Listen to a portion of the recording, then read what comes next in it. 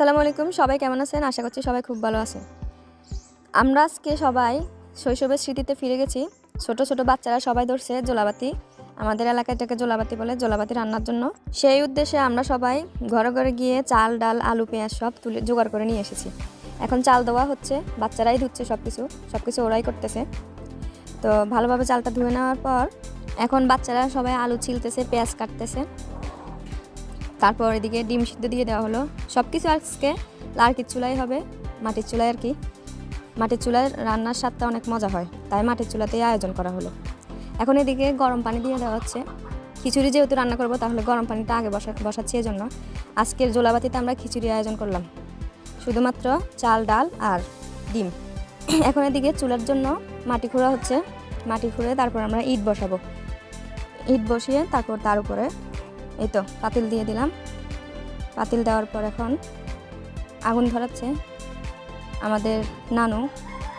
যেহেতু বাচ্চারা আগুন ধরাতে পারবে না, তাই একজন বড় মানুষ আগুন ধরিয়ে দিচ্ছে। সুন্দর করে আগুন ধরলো, দিয়ে দিলাম বিসমিল্লাহ। বিসমিল্লাহ বলে রান্না শুরু করা হলো। আস্তে আস্তে আগুনটাকে ভালো করে জ্বলুক, তারপর তেল দিয়ে দেওয়া হবে। এই তো এখন তেল দিয়ে দিচ্ছে। যেহেতু খিচুড়ি রান্না হচ্ছে, তাই তেল বেশি দেওয়ার দরকার নেই। তেলটা একটু গরম হোক, আমরা আস্তে আস্তে অপেক্ষা করি কিছুক্ষণ। এটা আমার ছোট ভাই বাতাস করছে, আগুন নিভে গেছে তাই। এই যে পাইপের মতো দেখতেছেন, এটাকে আমরা গ্রামের ভাষায় চুঙ্গা বলি। আগুন নিভে গেলে বাতাস করলে এটা দিয়ে, তাহলে আগুন আবার ধরে। এখন পেঁয়াজ দিয়ে দিচ্ছি আমরা। এটাকে একটু ব্রাউন কালার করে ভেজে নিব। এখন দিয়ে দিচ্ছি আদা রসুন পেস্ট, সেটাকেও একটু ভেজে নিচ্ছি। ভেজে নিলে ভালো হবে। অন্যদিকে মশলাপাতি সব রেডি করা হচ্ছে। হলুদ, মরিচ যা যা লাগে সব রেডি করা হচ্ছে। সেই ক্লিপটা নিতে আমি ভুলে গেছি। এখন এই তো লবণ দিয়ে দিল, পরিমাণ মতো লবণ দিলাম। আমরা এখানে যেহেতু প্রায় 3 কেজি পরিমাণ চাল, ডাল, সবজি দিলাম, এই জন্য। এখন এখানে আলু দিলাম, আলুটাকে একটু ভেজে নিচ্ছি, সব কিছুকে মিক্স করে নিচ্ছি। তো এখন এই যে মশলাগুলো দিয়ে দিলাম, যে মশলাগুলো এতক্ষণ রেডি করছে, সব কিছু মিক্স করে দিল। এটা আমার ভাই আবার চলে এসেছে। চাল দিয়ে দিলাম।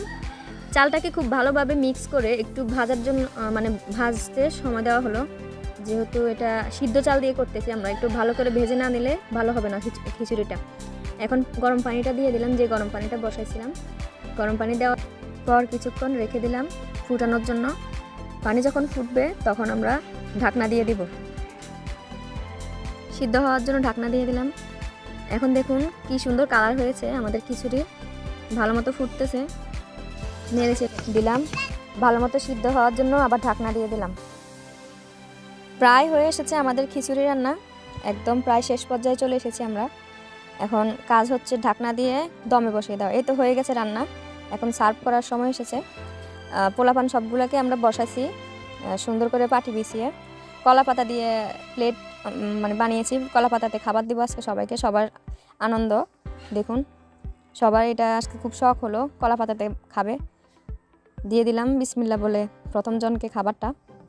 খুব টেস্ট হয়েছে খাবার, সত্যি বলছি অনেক মজা হয়েছে। সবাই খুব আনন্দ সহকারে গ্রহণ করলো আমাদের রান্নাটা। দেখুন সবাই কি মজা করে খাচ্ছে। তো আমাদের সবাই ছোট ছোট সদস্যগুলা, মেহমান বলছি কেন, এরাই তো সব জোগাড় করলো। আমরাই মেহমান, বড়রা, ওরাই সব জোগাড় করছে আর আমরা ফ্রিতে খেলাম। ডিম, খিচুড়ি, শসা, ছোটোখাটো আয়োজন, কিন্তু ওরা খুব আনন্দ নিয়ে খাচ্ছে। ঠিক আছে, থাকুন আপনারা, আজকের মতো এখানেই শেষ করছি।